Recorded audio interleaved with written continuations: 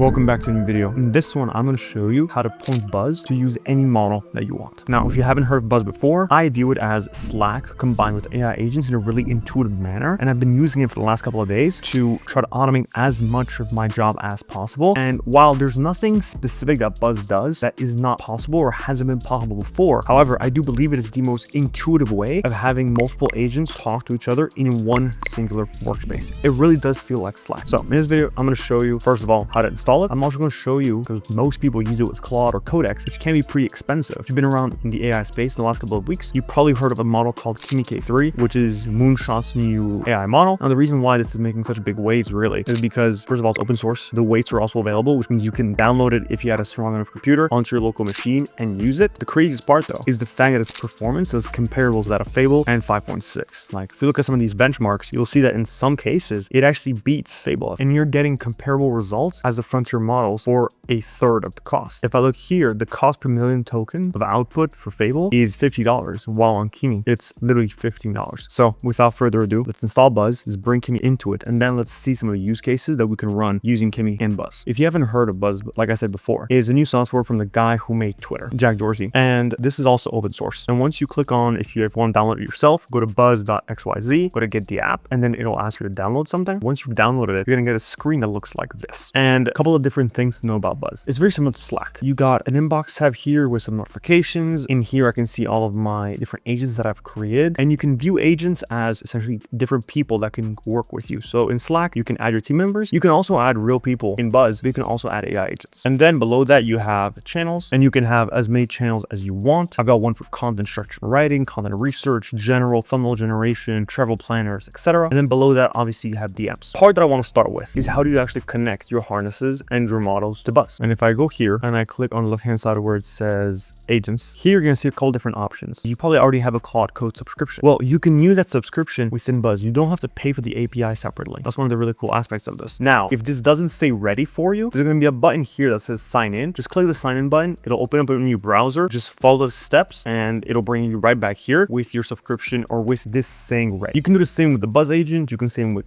Goose, which is the LLM from Jack Dorsey, OpenCode, Codex, etc. I mainly use Claude Code. That's the one that I started with. Now below that, once you've set this up, you're gonna want to go back into your agents all the way back here. And now we're gonna go ahead and create a new agent. Now let's call this Claude model. And then at the bottom left here, you're gonna see AI configuration with two toggles. Use harness defaults or customize for this agent. If I press customize, it'll ask me what harness do I want to use. And then here I can put Buzz agent, Claude Code, Open Code, etc. So if I want to use any of the Claude models, I can just pick my harness and then choose a model here. Right. Pretty straightforward. So if I were to pick, let's say Sonnet, just for the sake of speed, I can have some more advanced settings like who can send instructions to this model, how many conversations in parallel can this thing have, environment variables if that's applicable. Let's say, for example, you want to increase the thinking effort or reasoning or change the temperature, things like that. That will be in your environment variables. I can provide a custom prompt in here. For this example, I'm going to ask it to help me in-person events. So that's the job of this Claude models, to ID in-person events. And now that I have this new agent I just created, which should show up here, there we go, Claude model, I can go in here and I can press on it and then it'll open up a brand new tab. I can edit it from here. I can send it a message directly. I can restart it. I can also stop it completely. I can see what it's run. I can see what channels it's a part of and memories it has about me, because these models will learn stuff about as you use them more and more. So they understand how to help you even better. Now I'm going to go back into general. Now what I'm going to do is I'm going to create a new channel and I'm going to call this one ideation. And then this is a channel to ideate and it's called the channel. That's fine. Create a channel. Now based on ideation, I'm not going to add an agent here because I can talk by myself here, right? Hello. But conversations are usually better when there's more people. And what I'm going to do is I'm going to add people to this channel and then I'm going to add Claude as a member. Now that I have my Claude model here, I can tag it as Claude model and say, hey, I'd like a few cities in Mexico. Now I'm sending a request over to Claude, telling it to come up with a few cities and then getting those answers back. And I'm going to wait here until this comes back and then we'll see how it went. And about 2 minutes later, it came back with a few different questions, which is cool to see because it's actually thinking about the answer. Purpose, audience, cities, etc. And I can keep going back and forth until it comes up with a specific answer. Now, what I really want to show you is the Claude models are the easy ones because they're built in. However, what if I want to bring my own models? For example, Kimi's in a model that isn't built in by default. What you can do is use a third-party software called OpenRouter. If you haven't heard of this, you can think of it like a marketplace to access a bunch of different LLM models, and it makes it a lot easier to test out new models without having to create a new account, figure out how their API works, deal with errors and things of that nature. OpenRouter handles all of that, and you just have to have one API key from OpenRouter, and it will handle the connection to all these different LLMs. So if you haven't signed up for it, in this case, case, just go to OpenRouter.ai, sign up, and then what you're going to want to do is press on get an API key. Now you might have to put in like $5, $10, etc. And then once you're in here, you're going to go to if you look at OpenRouter, you can see all the different models that they have, and they got like 400 different models. I mean, from OpenAI to Meta, Qwen, you got DeepSeek in here as well, Fish, Runaway, and it goes on and on and on and on. Now, what we really want to look at is the Kimi models. So I look at Kimi K3, it says 1.44 trillion parameters or trillion tokens, and we can see context window, when it was released, and who can provide it. Now, we don't have to worry about all this stuff. The only thing that we really need to care about is getting an API key and getting the model ID, which is on the way at the top left right here. Now I got my model ID, which is here. I'm going to go back into add my API key. If you don't have one, just go here, click on home, and click on API keys, and just create a brand new API key. Now, once you have your API key, go back into Buzz, go back to create a brand new agent, and I'm going to call this one Kimi K3. Now, instead of using the harness defaults, I'm going to customize for this agent. I'm actually going to select the Buzz agent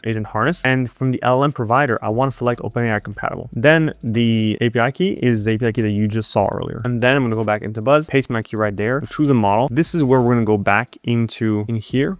I'm going to go look for that model we were just looking at. And copy this model, and that's going to be the name of this model. Custom model, model ID, and then one conversation, that's fine, create agent. And then once I press done, I can actually go and let me talk to this agent right now. I'm going to say just anything just to make sure it works. Then it says community access denied this agent. So what I want to go do, I just realized what the issue was.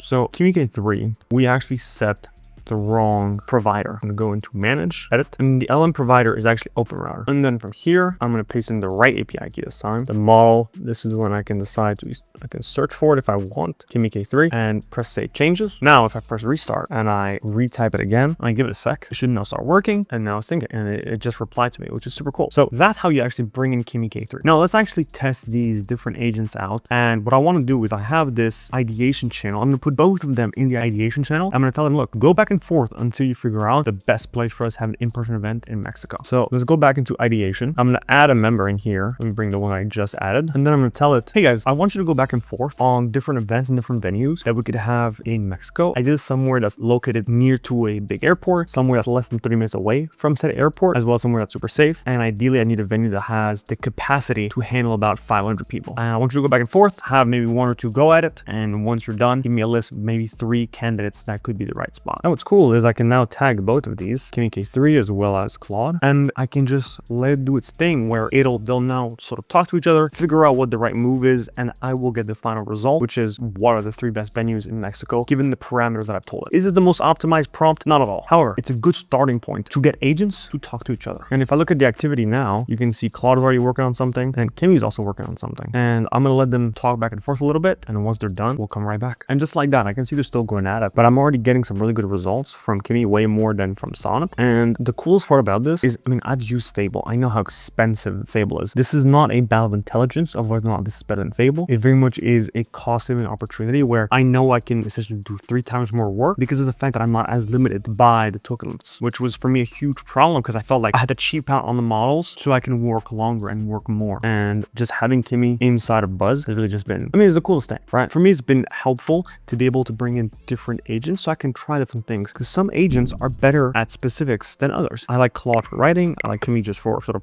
it's called manual work. I like Codex for engineering. Every model has its own unique advantages, and having one place that I can put them all in without being overwhelmed with too much technical details has just been really helpful to me. Hopefully you found some value out of it. If you need any help setting this up, just put it in the comments. I'll try to get back to you. And yeah, I'm going to make a bunch more videos about Buzz, so subscribe for more.